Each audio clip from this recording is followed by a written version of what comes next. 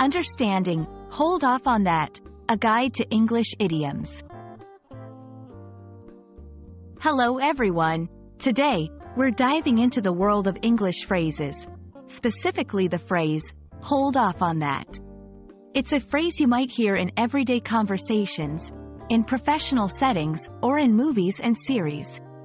If you're curious about what it means and how to use it, you've come to the right place. Let's get started. The phrase, hold off on that, is used to ask someone to delay an action or decision. It's a polite and indirect way of saying, please wait, or not right now. The phrase is often used when more time is needed to think, when waiting for more information, or when it's not the right moment to proceed with an action. Everyday conversations. In daily life, you might use hold off on that when making plans or decisions. For instance, could you hold off on starting dinner?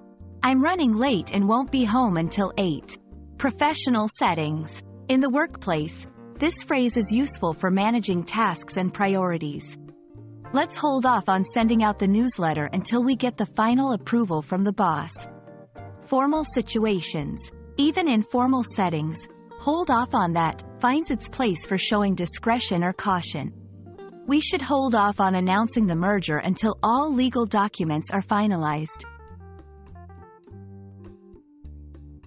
While hold off on that is generally polite, its appropriateness can depend on the tone and context.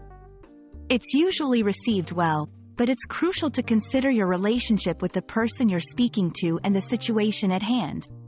It implies a temporary pause, not a permanent stop, so it's often used when the action is expected to proceed later. There are several ways to convey the same meaning as hold off on that. Here are a few. Let's wait on that. Can we postpone this? Let's put this on hold for now. And that's a wrap on the phrase, hold off on that. We've explored its meaning, usage in different contexts, and even looked at some variations. Now, you're well equipped to use this phrase in your daily English conversations.